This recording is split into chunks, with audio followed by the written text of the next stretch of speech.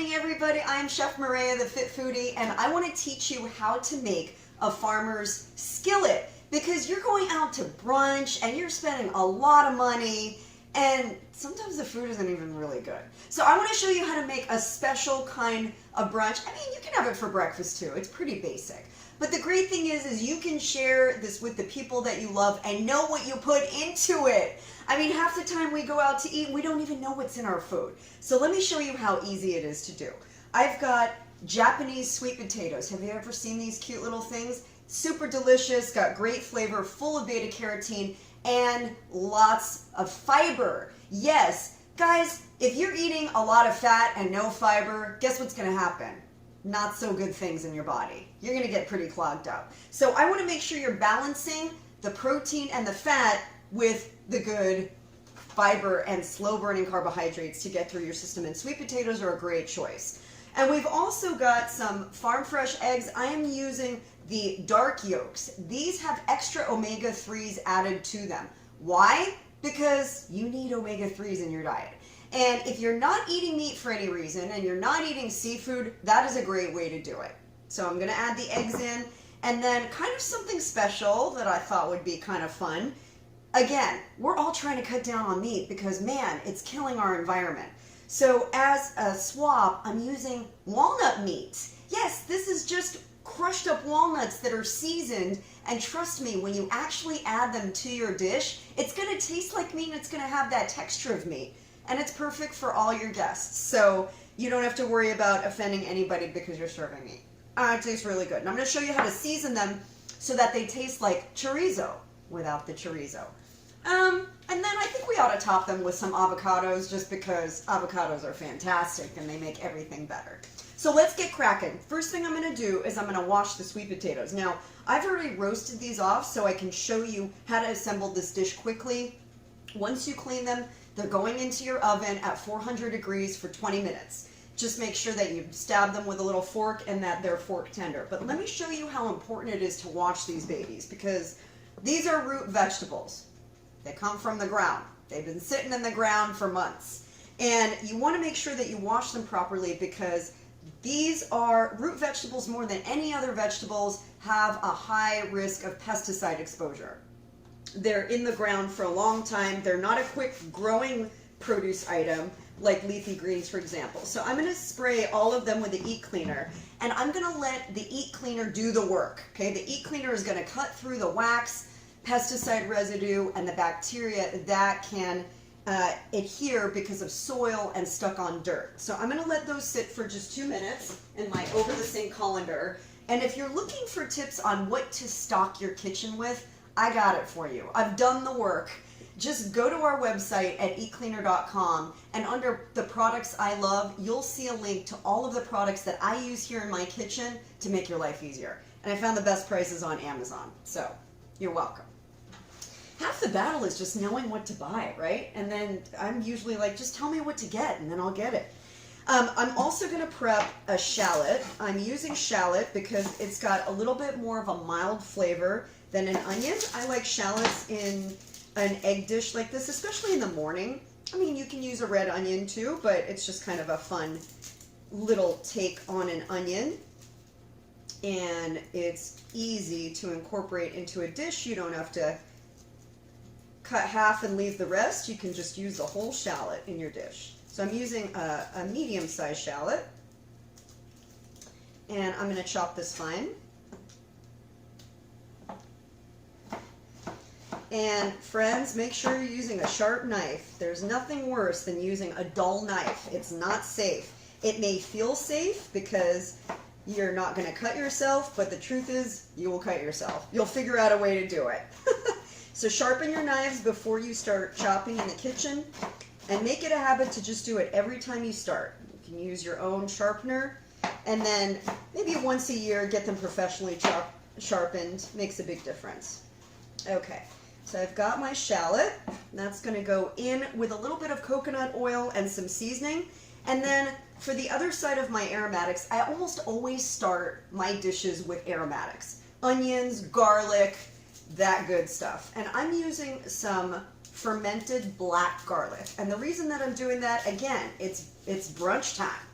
I don't want to be smelling like onions and garlic all day. I don't know about you guys, but love the fermented garlic. It's literally black, and it's very soft, so it's creamy. It adds a great unctuous texture and flavor, I should say flavor, to your food, and it's very easy to incorporate, and it doesn't have that sharp flavor of regular garlic. Plus, it's fermented, so you get the probiotic benefit of the fermented garlic, and you literally just squeeze it out of the clove. There's no peeling, just comes right out. I'm going to add 3 cloves because they're not strong, and they're just, it adds such a great, it's almost like a little bit of a caramel chocolatey flavor, I would call it, but not really chocolate. So that is going to go in, and you can kind of take the back of your knife and smash it a little bit, just like so. And then that's going to go in with the onions. And unlike regular garlic where the onion would kind of, you know, cook separately so that the garlic doesn't burn, you can do both at the same time. Okay, so that is my initial setup. We're going to go over to the stove, and I'm going to show you how to assemble everything in the cast iron skillet. All right, I'm getting my skillet nice and warm here, and I'm using a heavy bottom cast iron skillet because it's going to take the heat and cook everything evenly. You can use a regular skillet at home if you like. I'm using 2 teaspoons of the Garden of Life coconut oil. This is a raw extra virgin coconut oil, and I've been using it for years and I really love it. Cooks very evenly, and it doesn't impart too much of a coconut flavor, which I know can be somewhat disruptive to your palate if you don't love coconut. But it's a good oil to use, especially when you are doing a preparation like this, because it can take the high heat without burning and creating carcinogens. We want to make sure that we're cooking in a way that supports your health. All right, I'm going to brown just lightly until translucent my shallots with my garlic. You can see I've put them both in at the same time because I'm using the black garlic, and it's not going to burn like regular garlic. Just modulate your heat so that you don't burn the soup. Okay, this is starting to get nice and fragrant and beautiful. Spread those out in my pan. And then I'm going to add my Murakami Sweet Potatoes. These are a Japanese sweet potato, and the reason I'm using these is they are so good. They taste like candy, and they're so nice and creamy, and I've cooked them until they're soft in the oven. I roasted them at 400 for about 20 minutes till fork tender. And the reason I do that, again, I want to make sure everything cooks at the same temperature. And there's nothing worse than a tough sweet potato. Get those moved around. And so that they form a single layer in the bottom of your pan so that they all cook evenly. I wish they had smell-o-vision. Boy, these smell good.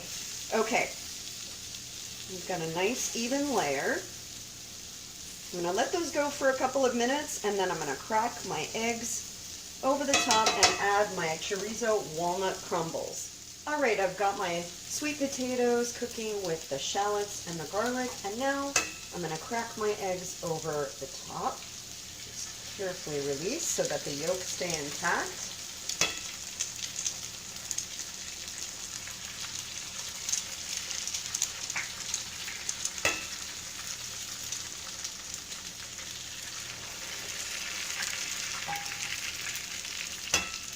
And this is the perfect skillet for 2. You can get a few skillets going at once if you're inviting people over. And then I'm going to add some of my walnut crumbles to the top, and I'm going to show you how to season these in just a minute. These are going to go over the top, and it's going to give it the taste and experience of chorizo, but without the meat.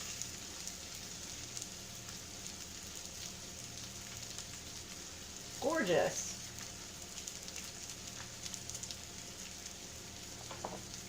Just a little bit of pepper. A little Himalayan pink salt. And I'm adding in some Urfa chili. It's going to give it a beautiful smoky flavor, and the benefits of chilies are just amazing. Great for your immunity, especially this time of year when people are starting to get sick. All right, that's going to go into the oven for just about 8 minutes to get the top nice and cooked, and we'll see what it looks like when it's done. All right, now we've got our skillet in the oven. While it's cooking, I want to show you how to make the walnut crumble because it's very easy to do.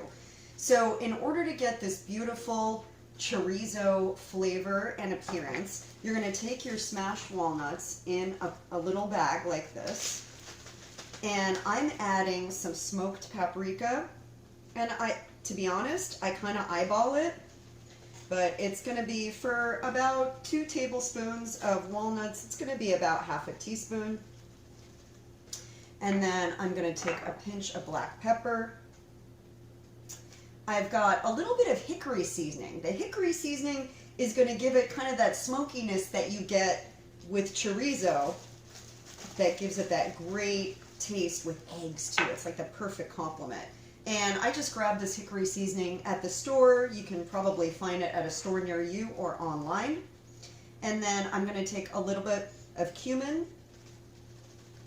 And again, I'm kind of eyeballing it, but this is what I normally do. And then a little bit of coconut oil, just a tad, to get it to all stick together. And then you're literally going to mush it up in your bag. Give it a little shake.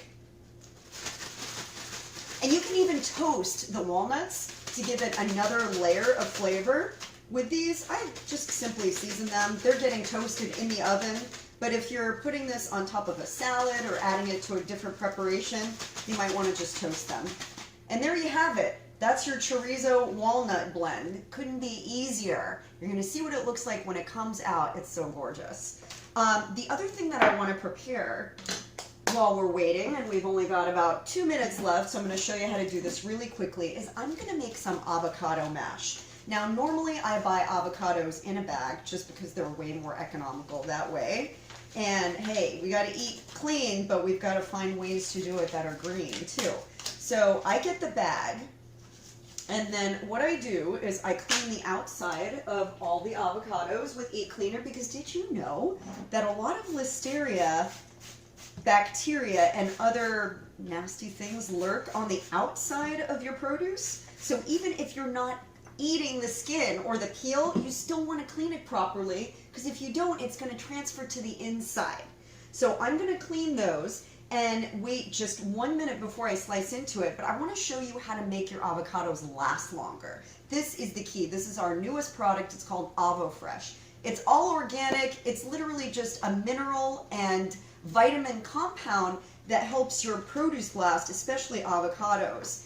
And what I love about this is you can prepare your avocado mash and have it for the whole week. I mean, you could buy 2 bags. It'll help it last up to 7 days without browning and without changing the flavor. Because once they start to brown, that is oxidation. And oxidizing changes the flavor, and it makes it really metallic and yucky tasting. So you don't want to do that. All right, you don't even need to rinse it off. You can just leave the spray on and slice your avocados. It came right out of that one because these are ripe and ready to go. And I love to do this because we eat avocado mash with almost everything. We eat it on toast. We eat it with eggs. Taco Tuesday. I mean, it's football season right now. Like, you can't go to a party without avocado, without guacamole, I mean. So this is the perfect hack so that you don't have to worry about it going brown while you are at your party. And just like that, you're going to scoop out the avo into a little bowl. And this makes for a great dessert. Oh yes, I said dessert, which is in my book, Eat Like You Give a Fork, the real dish on eating to thrive. I am pretty well known for this dessert. It's a chocolate avocado mousse. And it comes together with like 5 ingredients. It's so delish and so easy to make. And the base is avocado. There's no cream. It's all gluten-free, dairy-free. So I always say when you're going to a party, try and bring something that is the least common denominator, because so many people have food intolerances. You know, people are vegan, people are gluten-free, people are maybe avoiding saturated fat. So this way you've got something that you can bring to the party that everybody can enjoy. And avocados, while they may be a source of fat, and if you eat a lot of them, obviously that's not the greatest thing, but they're plant-based fat and they're monounsaturated. So this is the best kind of fat. Okay, I've got 3 avocados, 1 to go, and I've literally got 1 minute left. Can she do it? She's up against the clock. I think I can do it. 1 more. I'm getting to the top of my bowl here. All right, I think that's enough. So what I'm going to do is I'm going to take my AvoFresh, and I'm literally, see, it was so, these avocados were so ripe and soft, it was like perfect. And then the AvoFresh just goes right over to over the top and gets mixed in. So you literally take 1 packet, and it's the perfect amount for about 3 to 4 avocados like what we have here. Take the whole packet, dispense it, and then you're just going to mix it in to your mixture, just like so. So I'm going to actually go like this, get it in there. I probably could have used a bigger bowl, but that's okay. I'm committed now. Those were some good-sized avocados from the bag. And blend that in so that it's well incorporated into your avocado mash. And the great thing about AvoFresh is it sort of mimics the taste of lime juice and a little bit of salt. So you can try it. You might not even need to add anything. Maybe just a little garlic powder, maybe just a little cumin, but you might not want to add anything. I personally like it just like this. And there you have it. Our avocado mash is ready to go. Last piece, we'll pull the skillet out and I'll show you how to assemble it all. All right, guys, look at that beautiful skillet. Oh, it's hot, so be careful. Get something you can set it down on. And if you're going to serve it in a way that you've got everybody at the table, just make sure that you let them know. In fact, this is a good way to do it. Leave the handle on. And that way nobody will grab the hot handle. All right, so I'm gonna prepare my plate. And I just wanna add, the thing I love about these walnut crumbles, you can put them into anything. Taco Tuesday, you can add them into, gosh, a salad, anything that you want, because you gotta be really careful. Some of those meat alternatives that are out there, not necessarily the best choices. A lot of them are using GMO soy and I don't know. It's like Frankenfood, no thank you. I'd rather use something that's whole food that I can identify. Oh my gosh, my mouth is watering.